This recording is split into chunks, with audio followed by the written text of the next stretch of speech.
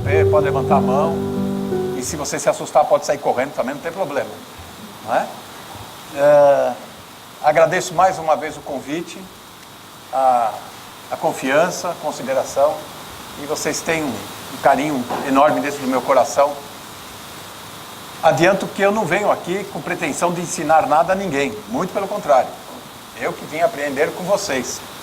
O que eu vou fazer aqui é dividir uma experiência, dividir aquilo que Deus tem colocado no meu coração e vou passar para vocês.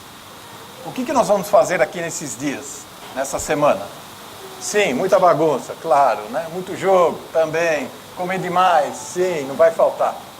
Vamos estudar uma parte do livro do profeta Daniel que está no Antigo Testamento. Opa, está lá. Né? Quem é este profeta Daniel? Por favor, preste atenção, o profeta é Daniel. Depois não vamos me chamar por aí de Daniel, Daniel do Brasil. Não, eu sou Alberto. Nós vamos estudar um livro do Antigo Testamento. Vou fazer agora uma rápida introdução e amanhã, de fato, nós vamos entrar no capítulo 1.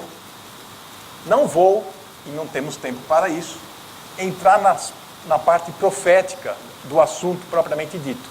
Mesmo porque os primeiros capítulos são mais pessoais e falam da pessoa de Daniel e o seu mundo que ele está vivendo naquela época.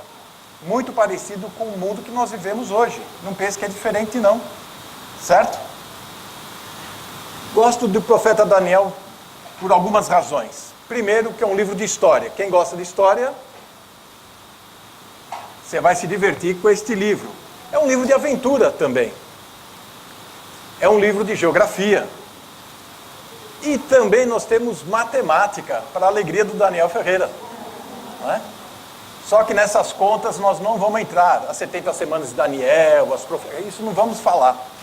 Porque não vamos ter tempo para isso. O importante é focarmos no personagem Daniel, que vivia em Jerusalém, numa sociedade diferente das outras nações, e que foi levado cativo com outros judeus para um país distante. Nós vamos conhecer esse país. E lá ele tem o desafio de viver uma vida íntegra, uma vida daquele que conhece a Deus, teme a Deus. Ele profetizou durante 67 anos, mais ou menos, vamos colocar a vida inteira dele, no ano 600 antes de Cristo. Então faz tempo isso, né? 600 antes de Cristo. E ele serviu a 5 reis da Babilônia e 2 reis medo-persa. Quem já estudou na escola sabe desses impérios da antiguidade. E este Daniel, que era um estrangeiro, um judeu, ele participa do governo deste império. Qual o segredo? Eu também quero ser ministro. E aqui estão eles, ok? O livro foi escrito no final da vida dele, já por volta de 530 a.C. Muito bom. Até chegar aqui, né? O livro do profeta Daniel, ele é diferente dos demais profetas do Antigo Testamento. Isaías, Jeremias, né? E alguns outros. Por quê? O primeiro capítulo, até o início do capítulo 2, ele está escrito em hebraico. E o restante do capítulo 2 até o capítulo 7, em aramaico. Por isso que você não entende Daniel, né? Claro, está escrito no idioma. O aramaico é uma língua oficial do Oriente, que nós vamos ver onde está, e que era falado no século 7 a.C., século V também, e até na época de Jesus, no norte de Israel, ainda se fala, ou falava na época de Jesus, o aramaico. O meu sogro, ele é de Alepo, Síria. Já ouviram esse nome dessa cidade? Ele é um católico ortodoxo. E a igreja que o meu sogro participa lá em São Paulo, que é a igreja libanesa, claro, né? Podia ser diferente, eles rezam em aramaico. Incrível, né? Mas o incrível é que todos que estão dentro da igreja, mesmo sendo árabes, eles não entendem o aramaico. Mas eles repetem, porque é bonito, não é? Era a língua de Jesus, vamos falar a língua de Jesus. Eles falam, mas não entendem nada. E fica assim. Embora o livro seja considerado Daniel seja considerado profeta, pois o próprio Senhor Jesus, no capítulo 24 de Mateus, fala do profeta Daniel. O povo judeu e o hebreu em si não classifica Daniel como um profeta. Por quê? Porque as profecias que ele vai apresentar vai acontecer na metade para o fim da vida dele. Até o início, ele era um homem, digamos, comum.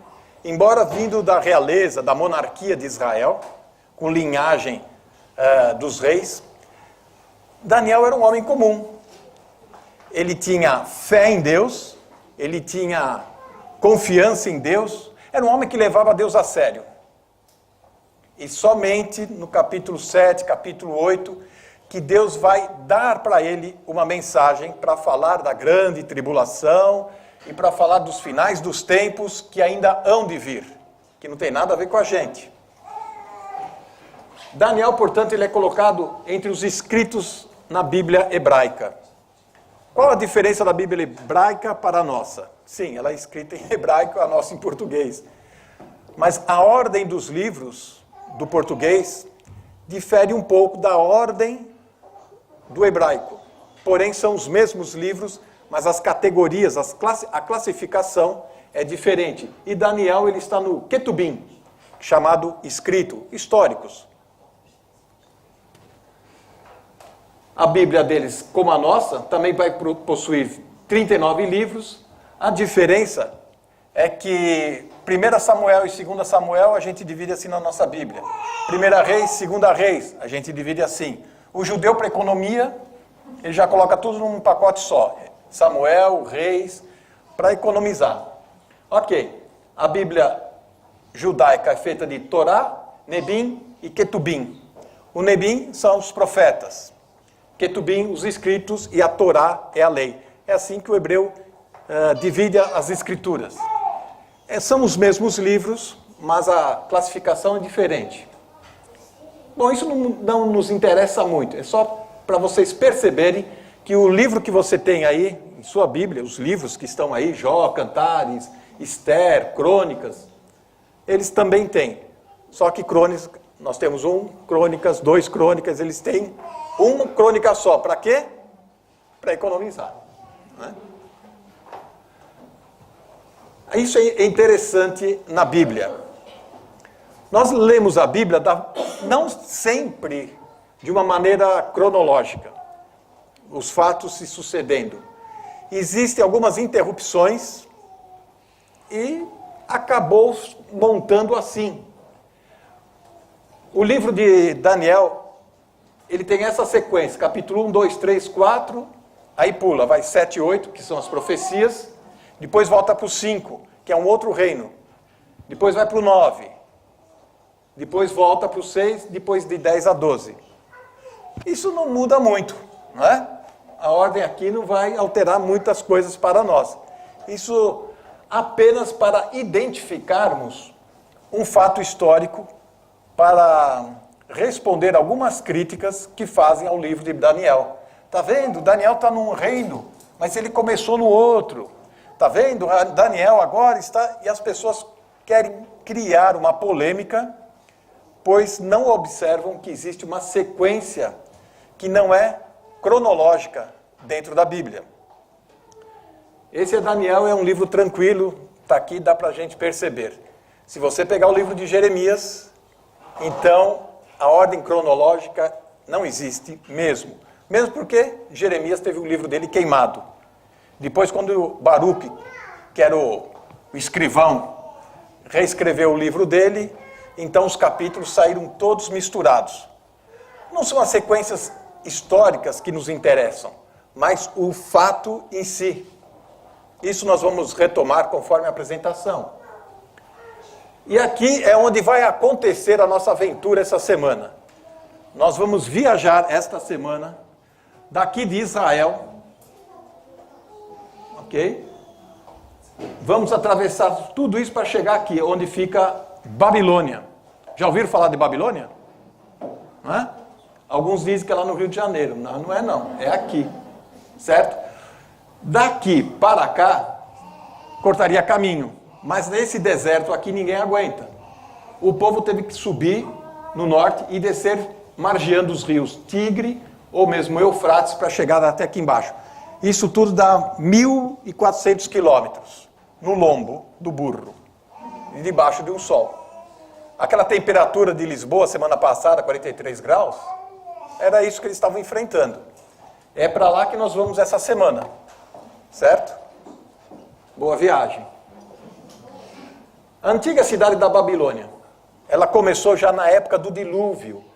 Capítulo 9 de Gênesis, capítulo 11, você vai encontrar o nome dela lá, Babel, certo?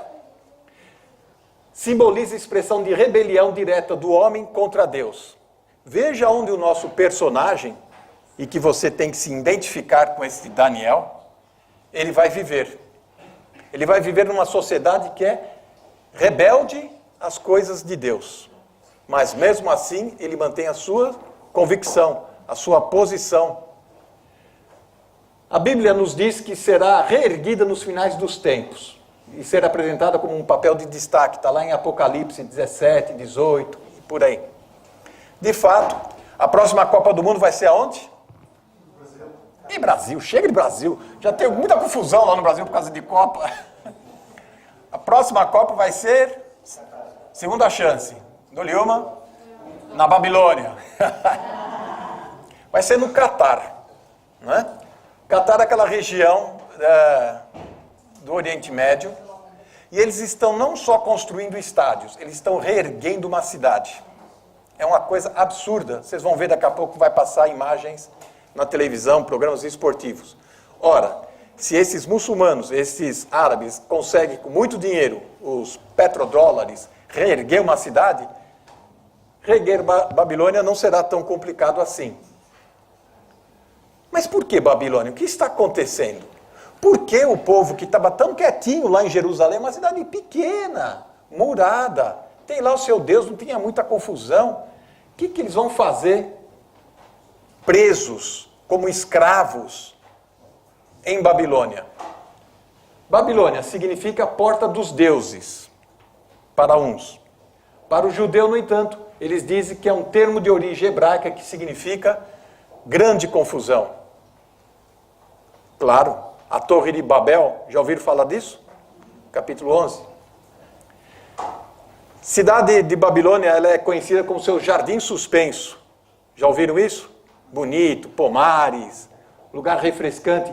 Aqui está algum vislumbre dos arqueólogos. Sabemos que os arqueólogos gostam de viajar com as suas imaginações. Eu prefiro essa imagem. A margem do rio Tigre, ou Eufrates, de fato era uma cidade imponente e muito grande. Talvez 100 vezes maior do que Jerusalém. E veja só, este povo levado como escravo nesta cidade que é chamada a Grande Confusão. Aqui é a ideia de um outro arqueólogo.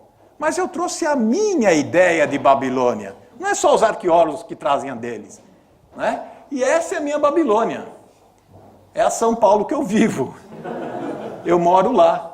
Por morar lá, eu sei exatamente que é uma cidade de grande confusão. Uma grande Babilônia. Está aí, ó, 20 milhões de habitantes, um em cima do outro. E a gente se ama, gente. É, beleza. Né? Olha que bonito. Avenidas largas, né? Estou vendo um assalto lá, peraí. Isso é comum, acontece direto lá. Até aqui dá para fazer um vislumbre, uma ideia da viagem que nós vamos ter esta semana na Babilônia. Então eu chamo você para vir ser escravo na Babilônia amanhã, não é? Passar um calor danado ali e viver essa aventura com Daniel. O que é ter convicção, integridade numa sociedade corrupta, como o próprio nome diz, rebelde contra as coisas de Deus? Aconteceu com Daniel e seus amigos, nós vamos estudar isso. Provavelmente você vai ser a próxima vítima. Vai ser levado ou sugado por uma sociedade rebelde. Nos encontramos amanhã, então. Boa noite. Obrigado.